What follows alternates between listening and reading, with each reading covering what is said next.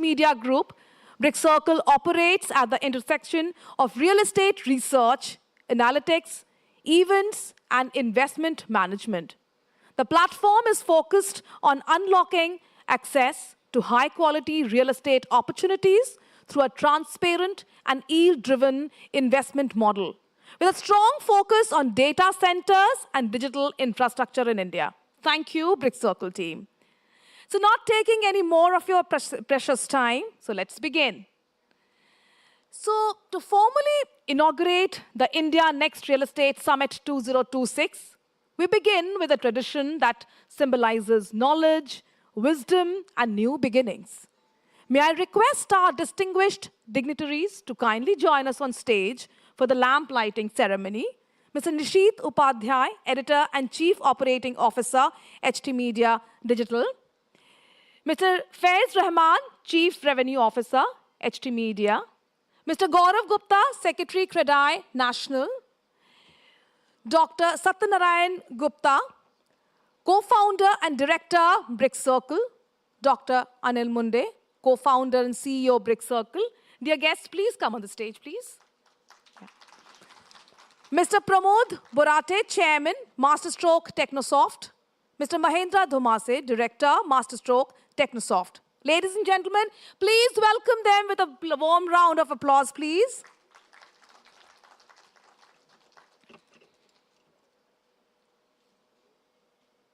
So here we start with the auspicious lamp lighting session.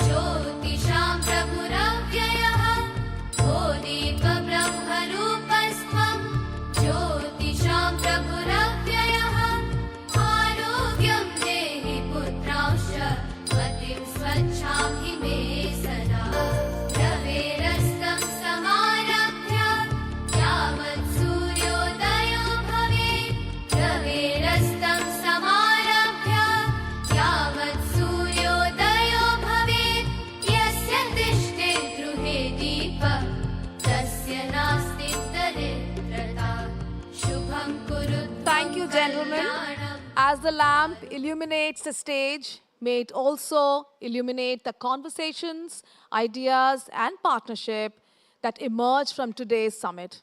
A sincere thank you to all my dignitaries and BrickCircle team for joining us in initiating the India Next Real Estate Summit 2026. May I request everyone except Mr. Nishit to kindly take their seats, please.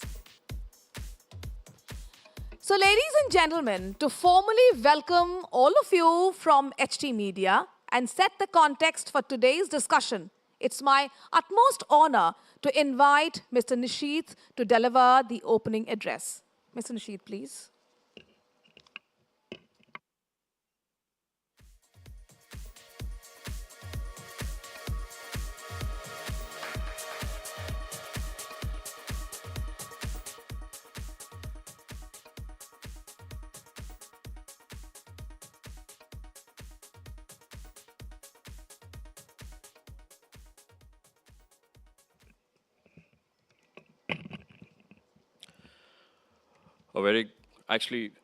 A very good afternoon to all of you. Thank you all for joining us today at this lovely gathering. It's a privilege and pleasure to have you with us today. Distinguished guests, industry leaders, policymakers, colleagues, and friends, welcome to the India Next Real Estate Summit 2026. I'd like to begin today with a simple question. When was the last time India's real estate story was simply about buying and selling property? Well, I'd argue it never was. Today, real estate has become one of the clearest indicators of where India's economy stands and what the ambitions and aspirations of India's are. Think about what's happening all around us. New airports are coming up, expressways are changing investment maps, metro and rapid rail networks are expanding, new cities are being planned, technology is changing how projects are designed, built, and sold, and institutional capital is entering the market at a scale we haven't seen before. In other words, real estate today sits at the intersection of infra, technology, capital, and consumer confidence. And that's precisely why this is such an important time for this sector. Perhaps nowhere is this transformation more visible than in Delhi NCR itself. For decades, growth in the region revolved around a handful of established urban centers. Today, however, we are witnessing a much broader and much more integrated model of development. The proposed Regional Plan 2041 for the National Capital Region reflects that ambition. The vision of developing new greenfield cities alongside multiple new townships represents a significant shift towards decentralized growth. And to add to that, the idea of a 30-minute NCR and infra begins to do much more than improve connectivity. It starts creating entirely new economic centers. And that is the defining theme of India's real estate sector today. Indian real estate is becoming more organized, more institutional, and more transparent. Buyers today expect much more than a good location. They expect governance. They expect timely delivery. And increasingly, they place their trust in developers who can consistently deliver on those expectations. Another fascinating trend is unfolding at the premium end of the market. Gurgaon has emerged as India's most dynamic luxury housing destination, overtaking Mumbai in the sale values above 10 crore rupees. It is attracting entrepreneurs, professionals, global executives, and investors who see long-term value in the region. But luxury itself is also evolving. Developers are no longer competing only on location or amenities. They're partnering with global hospitality brands, luxury fashion houses, premium automobile companies, and global design firms to create differentiated living experiences. The conversation has shifted from simply building homes to curating entire lifestyles. At the same time, India's growth story is becoming far more diverse. Tier 2 cities across states like Uttar Pradesh, Punjab, Haryana, and Rajasthan are attracting increasing investor interest. New asset classes such as senior living, second homes, managed communities, co-living spaces, and developments around spiritual destinations are opening entirely new avenues for growth. But if this last decade was about expansion, I believe the next decade will be about execution. Because scale alone is no longer enough. Today's homebuyers are far better informed than they were even 5 years ago. And this is where technology is becoming a genuine differentiator. Artificial intelligence is helping developers improve planning and forecasting. Predictive analytics is reducing project risks. Digital monitoring is improving execution. And PropTech platforms are making transactions more transparent and customer engagement more efficient. Technology is no longer an add-on to the real estate business. It is becoming central to how the industry operates. At the same time, strong institutions remain equally important. But why am I focusing on such a diverse profile of the sector? When you put all these developments together, a larger picture begins to emerge. India's real estate sector is entering a new phase. Infra is creating new growth corridors, tech is improving execution, institutional capital is reshaping investments, developers are becoming more organized, and consumers are becoming more discerning. Importantly, new cities are redefining the country's urban landscape. And that is exactly why forums like this matter. The India Next Real Estate Summit has been conceived as a platform where these conversations can happen.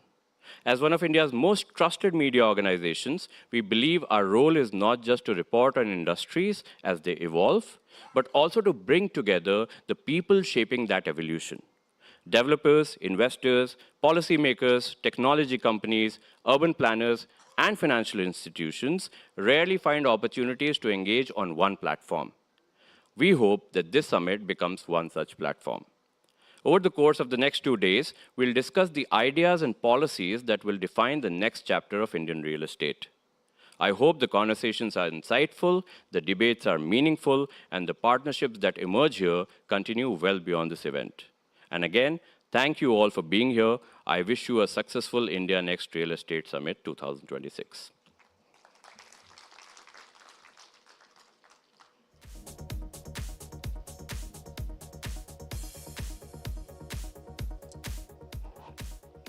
Thank you so much, Nishit.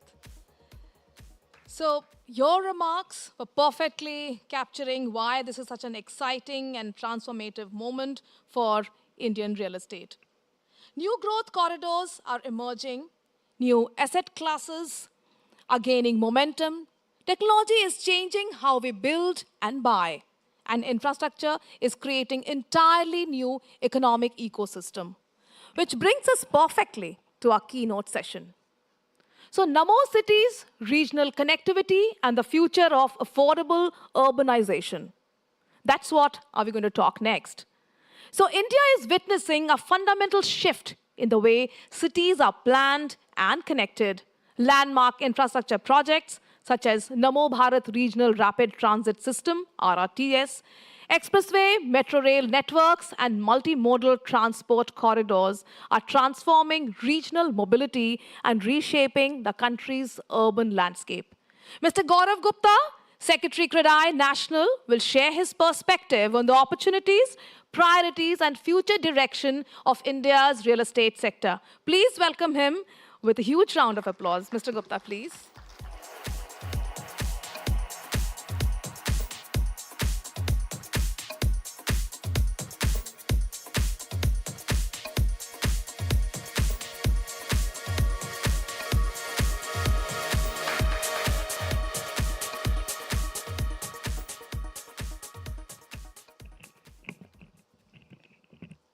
Thank you, Konkana. Distinguished guests, respected policymakers, esteemed industry leaders, and fellow stakeholders. Before beginning, I'd like to congratulate Hindustan Times for organizing India Next Real Estate Summit. I hope very meaningful and valuable insights for future real estate development will emerge over a period of these 2 days in the summit. As Nishit just mentioned as to how the different asset classes have emerged, how luxury is becoming a choice, and how the new modes of transportation are changing the way we commute. We people in NCR are witness to the first metro in India, and this metro has totally changed the way we travel. I speak to you today on behalf of CREDAI National. CREDAI, as most of us know, is an apex body of Real Estate Developers Association of India. It has more than 13,000 members across India and presence in more than 230 cities. CREDAI actively lies up with government for presenting the interest of our sector and ensure that real estate in India is developed as per the vision of the government. For the past 25 years, NCR has been India's growth engine. The skylines of Ghaziabad, Noida, Gurugram have become introduction to the national capital, Delhi. The population of NCR, which was approximately 3.7 crores in 2000, is now more than 7.8 crores, and this population is ever increasing. The question before us is not whether the NCR will grow or not. The question is how well it will grow. Will it be haphazard, fragmented, unsustainable, or will it be planned, connected, affordable, and inclusive? The very quality and accessibility of NCR have made it a magnet. Today, the region experiences continuous intense migration, not just from the surrounding states, but from all across India. It is expected that by 2047, more than 50% of India's population will be living in the urban areas. The influx is a testament to our success, but it is also putting tremendous strain on our existing infrastructure. With this increased influx, it brings increased investment, employment, economic vitality, but it also presents a critical challenge. How do we accommodate this growth without compromising the quality of life that made the NCR an attractive destination? This is where the government's vision for the Namo cities becomes critical and important. I believe this is the first time that the center has come up with a proposal for Namo cities, which represents a paradigm shift in how we approach urban development in India. This is not about expanding the existing cities, but this is about developing the greenfield cities, which are spread all across 4 adjoining states of Delhi, that is Haryana, Uttar Pradesh, and Rajasthan. The objective is clear and compelling: to create planned areas of development that can absorb the increasing load of urban growth while maintaining quality standards and avoiding the congestion and fragmentation that comes from uncontrolled expansion. These cities are proposed as golden ring of opportunities around the eastern and western peripheral expressways. These locations will benefit from enhanced regional connectivity, reducing commute times and creating new economic corridors. Furthermore, the government has backed this vision with a provisioning of 5,000 crores per region for over 5 years. And with this, the government is signaling its commitment to integrated planned urban growth. These are not just infrastructure investments, they are seeds for self-sustaining economic ecosystems. As we just talked about as to how the Delhi Metro has been taking the burden of increased population and the transportation needs, a new paradigm, that is the operational Delhi Mirror RRTS corridor, has already proven as to what a means of transportation can change. The high-speed regional transit system is redefining commuting parameters across the region. With RRTS, a journey to Meerut, which earlier used to take more than 70 minutes, now can be completed in less than 25 minutes.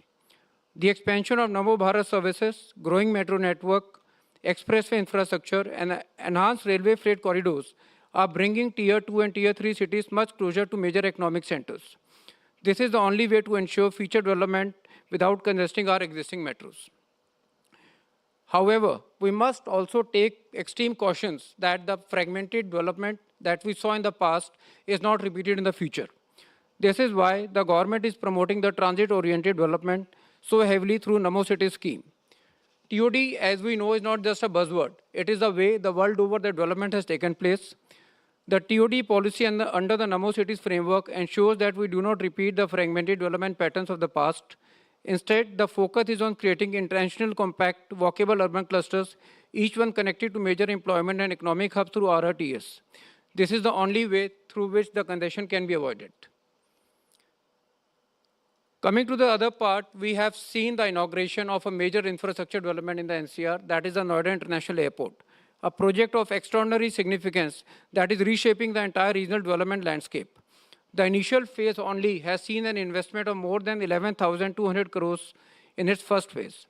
Airport at this scale and location will function as a regional catalyst for comprehensive economic and infrastructure development. We have already started seeing the infrastructure impact of the airport in the adjoining areas. The airport has brought with it expressways, dedicated freight corridors, rapid transit connections, and augmented rail networks. Some of these are operational and some are in different stages of development.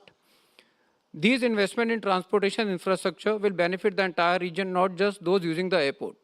Every city, town, and village connected to these networks will gain improved accessibility and increase economic activity in and around the respective area. Second, the economic zones will emerge around the Noida International Airport. Third, we are already witnessing the huge residential and commercial development that is happening across the airport corridor. The rate at which the land is auctioned by Yamuna Expressway Industrial Development Authority is in itself a testament to the increased developers and buyer interest in this particular area. We must appreciate the well-timed and planned approach of the government of Uttar Pradesh and YEDA, which has coordinated the entire development process. It attracts multinational companies, encourages high-value industries, and positions the region as a destination for skilled talent. For developers, airport represents opportunity across the entire spectrum: mid-income residential development, commercial real estate, logistics parks, mixed-use centers. However, alongside this entire development, and just before me, my friend Nishit, what he said, we talked about luxury housing segment, we talked about premiumization of the market, we talked about senior housing living. But one segment that is left behind is the affordable housing segment. No growth can be inclusive till the segment of affordable housing is addressed in a way in which it is needed. I present some of the facts with respect to the affordable housing. The share of affordable housing in the total housing market has reduced from 52% in 2018 to less than 18% in 2025. The launch trend of affordable housing has reduced from 40% in 2019 to just 12%. Can we say that the demand for affordable housing has gone, or is it some policy gap because of which we are seeing these changed figures? CREDAI National has been advocating at every level of government, including the Ministry of Housing and Urban Affairs, Finance Ministry, and even at the United Nations World Habitat Conference, where we are discussing heavily for the government to focus on this segment. The definition of affordable housing as established in 2019 is no longer practical. The budget ceiling of 45 lakhs, which seemed reasonable then, has been rendered obsolete by inflation. We talk of construction cost, land cost, statutory compliance cost, real wages, all have risen. The purchasing power that a ceiling of 45 lakhs represented in 2019 is fundamentally different today. We have been representing to the government that the price cap of 45 lakhs on affordable housing must be removed while retaining the size capping. This is required to capture the rising inflation and current market realities. If the price capping cannot be removed in totality, it must at least be refined to 90 lakhs with the provision that it will be revised as per the cost inflation index every year. As the current benefits which should flow to affordable housing owners are not flowing to them, and the change in policy will ultimately benefit the end buyer only. The government must ensure continuous planned supply of affordable housing. This supply must be legitimately supported, financially incentivized, and critically, it must offer residents a decent lifestyle. The achievement of Viksit Bharat by 2047 cannot be completed till we make affordable housing a strategic pillar of our growth. Namo Cities development has given us a new ray of development for affordable housing with certain policy push and initiatives. The next generation of affordable housing must emerge in strategic locations, that is along RRTS stations and in TOD development corridors, airport influence zones around Jewar and other emerging aviation hubs, and then around industrial and logistics cluster. At the same time, balanced urban growth requires more than just affordable housing. We require a strong rental housing sector to cater to the needs of the population which migrates from different parts of India to NCR region. Young professional, migrant workers, students, service cycle employees need quality rental accommodation close to workplaces and transit networks. New economic regions provide an ideal opportunity to institutionalize rental housing as an integral component of city planning, not as an afterthought. Alongside this development, one thing that affects all of us is the challenges being raised on levels of sustainability. Can I just have a raise of hands of all the people who are living in Delhi NCR region, or all of us? Okay, majority, around 80%. We all have heard of one thing called pollution-related bans that happens every year from October to January. And we, the real estate developers, are the biggest victim of it because our work has to be stopped. Why? Because pollution level in NCR are high at this level, and our developers friends from all across India ask us as to how you complete your projects in the time of RERA, wherein the timelines are defined, but how many times you'll get in a year is not defined. That depends on the nature and on pollution levels. So, taking this environment challenge, we have taken a new mission called CREDAI Bharat Mission. In CREDAI Bharat Mission, what we are doing, CREDAI has identified 9,000 acres of land alongside the Western Ghats, wherein we'll do large-scale reforestation. And as a second step, CREDAI developers have taken a pledge that for every apartment that we will sell, we will plant 30 trees in that area, in a nearby area. Through this, we are ensuring that alongside the path of development, our nature requirements are addressed so that our future generations have a much better and cleaner environment to live in. This mission can be completed only when not only the CREDAI developers, but developers all across India take this similar pledge and start doing the plantation alongside their business focus and business areas. At the same time, our Union Minister Manohar Khattalalji has rightly emphasized the importance of emerging construction technologies and sustainable development practices. As developers, we are embracing this challenge wholeheartedly. Some of the new initiatives that we are taking are prefabricated and modular construction techniques, recycled construction and demolition waste integration, water-efficient designs and renewable energy integration, green building standards are important methods which CREDAI members are already implementing towards a greener Bharat. CREDAI is committed to ensuring that every new development contributes to Green Bharat, to a greener, healthier and more sustainable India. To conclude, I want to emphasize that the success of these new urban areas will ultimately depend on structured, transparent collaboration among governments, urban planners, infrastructure agencies, industry bodies, developers, and most importantly, the media partners who have been raising the right points at the right time and ensuring that the corrective steps are taken in the right time. The vision before us is not simply about creating new cities. It is about creating a new model of urbanization, one that addresses all issues as outlined above. For India's real estate sector, the opportunity is immense. The real estate sector has completely transformed the way we operate. RERA has been the biggest transformation agent in this. Today, an NRI sitting in different part of the world can confidently buy an apartment, can see a project, can monitor the quarterly progress, can see the stages of approvals, and when he is expected to get the house, because he has a confidence that there is a regulator which is monitoring this sector. Today, India's real estate sector, the opportunity is immense. We are ready, we are committed. We are building not just for today, but for the India of tomorrow. And we look forward to building the next growth frontier of India today. Jai Hind, Jai Bharat. Thank you.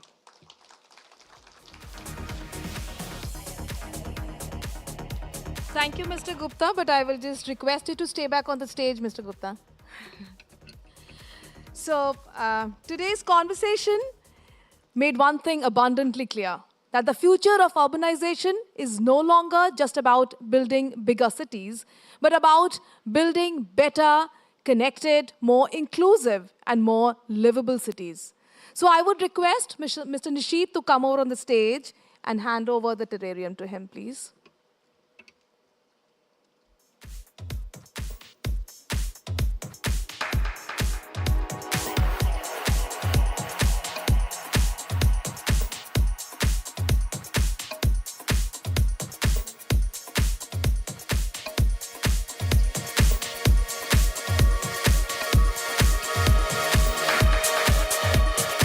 Acknowledge our speaker with a big round of applause, please.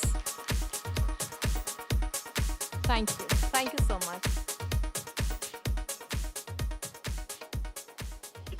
Beyond the billion-dollar deal, Delhi NCR's ultra-luxury boom versus affordability.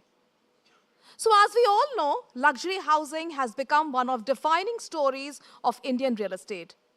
Record launches, record absorption, record-breaking ticket sizes. Yet, alongside this remarkable growth is another equally important conversations: affordability, accessibility, and the widening gap between aspiration and ownership.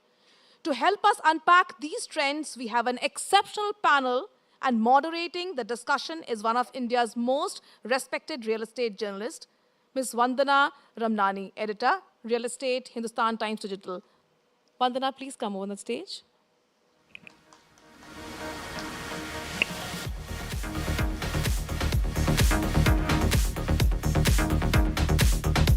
Mr. Akash Ori, Managing